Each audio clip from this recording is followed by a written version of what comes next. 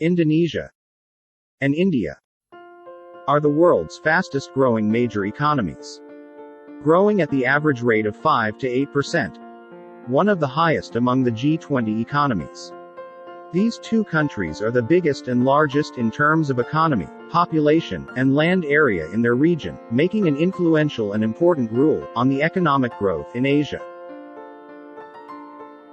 According to the World Bank 2022 report, Indonesia is the world's 17th biggest economy with a gross domestic product (GDP) nominal amounting to $1.18 trillion. While India is the sixth biggest economy in the world, with a GDP nominal amounting to $3.17 trillion. In terms of GDP measured in purchasing power parity, Indonesia ranks 7th in the world with GDP amounting to $3.56 trillion, while India ranks 3rd in the world with recorded GDP amounting to $10.21 trillion.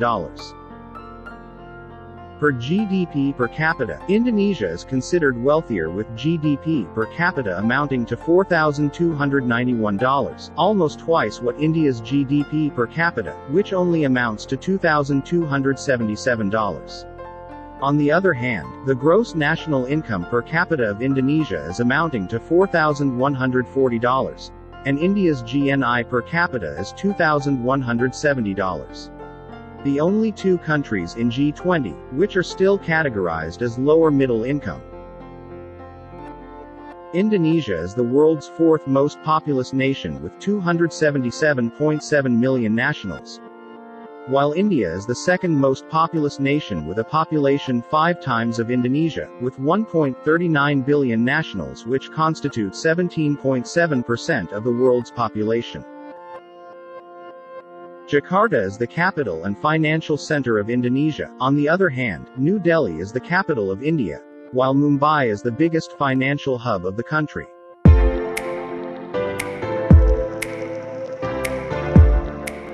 Indonesia is seen as a future economic giant. It is the world's fourth most populous nation, the largest economy in Southeast Asia, and the world's 7th by purchasing power parity. The usual key drivers of the economy are private domestic consumption, which consists of 55% of GDP, stimulated by its huge market with a growing middle class of nearly 70 million people. Indonesia is a market economy with abundant natural resources, political stability, a young, large and burgeoning population of 277.7 million, and a labor force of 135 million people in 2022. The country changed from being an economy that was highly dependent on agriculture, into a more balanced economy that is lessening its traditional dependency on primary exports. According to the World Bank 2022 report, the agricultural sector contributes 13.7% of the country's GDP, and employed 27.7% of the active population in 2021. Indonesian land area used for agriculture has been growing and is currently around 30%. This is mainly due to the establishment of large-scale plantations, in particular for palm oil production, the country's second largest export. The industry contributed approximately 38.3% of GDP, and employed 22.7% of the labor force in 2021. Wood processing is also a major activity as the country is one of the world's largest timber producers. Over 3 million hectares of Indonesian forests are certified, and over 2.2 million hectares among them are natural production forest concessions. Indonesia's oil and gas sector is a vital foundation of the nation's economy, representing 12% of GDP in 2018. In 2010, the sector represented almost a quarter or 22% of the economy. As a regional powerhouse in oil and gas, boasting the largest reserves in Southeast Asia, second only to China in the Asia-Pacific, Indonesia must adapt in order to capture the significant opportunities for growth present in the sector today. The service sector, which includes financial institutions, transportation, and communications, contributes to 44.4% of the GDP, and employed 49.6% of the active population in 2021. Tourism is a major source of revenue, although the sector has suffered from terrorist threats and natural catastrophes in the past few years. The country received 13.6 million visitors in 2019. The government was expecting the country to become a leading Asian and world tourism destination by 2045 with 73 million tourists.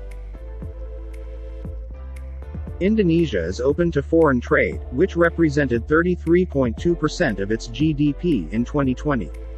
The main exports are mineral fuels, oils, and distillation products, which contribute 16% of all exports in 2021. Indonesia mostly imports machinery, nuclear reactors, and boilers, which contribute 15% of all imports in 2021.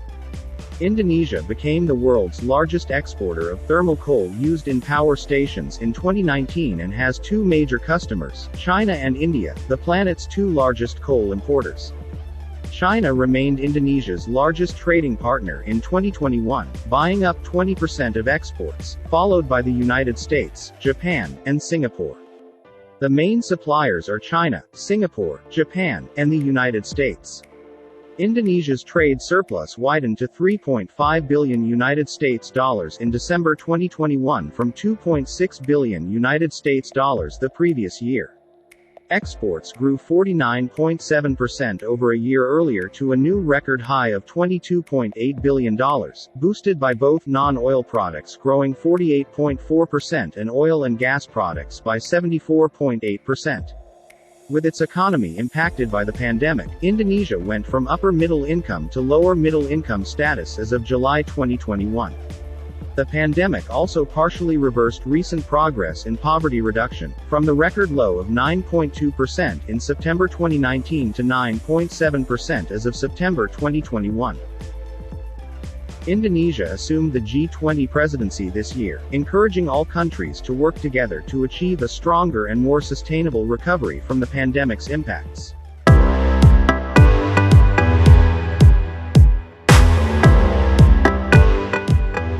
India is one of the world's economic powerhouse. It is the world's second most populous nation, the largest economy in South Asia, and the world's third by purchasing power parity. The usual key drivers of the economy are strong exports and domestic private investment. India is currently the world's fastest growing large economy, as well as the world's 8th largest exporter and the 10th largest importer of commercial services. Since the 2000s, India has made remarkable progress in reducing absolute poverty. Between 2011 and 2015, more than 90 million people were lifted out of extreme poverty. However, the COVID-19 pandemic led India's economy into a contraction of 6.6% in 2020, despite well-crafted fiscal and monetary policy support.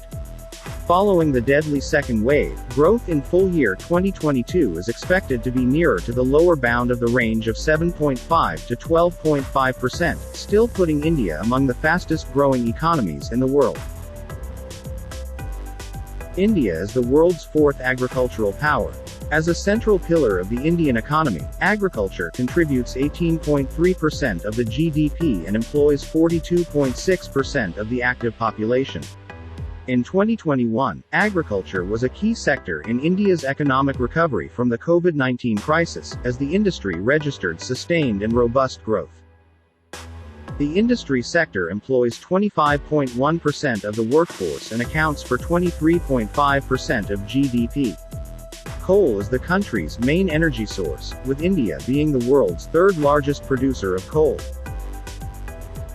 In the manufacturing industry, textile plays a predominant role. And in terms of size, the chemical industry is the 2nd largest industrial sector. The services sector is the most dynamic part of the Indian economy. It contributes to almost half of its economy, represented by 48.8% of the country's GDP, but it only employs 32.2% of its workforce. The rapidly growing software sector has been boosting the export of services and modernizing the Indian economy. The country has capitalized on its large educated English-speaking population to become a major exporter of IT services, business outsourcing services, and software workers. The tourism sector in India is an integral pillar to Make India in program. In 2020, the tourism sector in India accounted for 39 million jobs, which was 8% of the total employment in the country. India used to be a protectionist state for a long time, but the country has become progressively more open to international trade. Currently, trade represents 36.5% of the country's GDP. The country mainly exports petroleum oils representing 9.5%, followed by medicaments and diamonds. While its main imports are petroleum oils, gold, and diamonds. India's main trading partners are the United States, China, the United Arab Emirates, Saudi Arabia, Iraq, Hong Kong, and Singapore. The country's trade balance is structurally negative, given that the country imports nearly 80% of its energy needs. However, as India benefits from the fluctuations in world hydrocarbon prices for its imports, the country's trade deficit has been oscillating for the past few years. In 2020, India exported $279 billion worth of goods, while imports accounted for $372 billion, resulting in a negative trade balance of $95 billion. According to the WTO, in the same year, exports of services amounted to $202 billion, whereas the imports of services stood at $152 billion, leading to a decrease in the overall trade deficit, which amounted to $8.2 billion.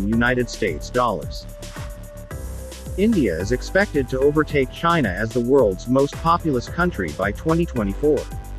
It has the world's largest youth population. Nevertheless, according to the OECD, over 30% of India's youth are not in employment, education, or training.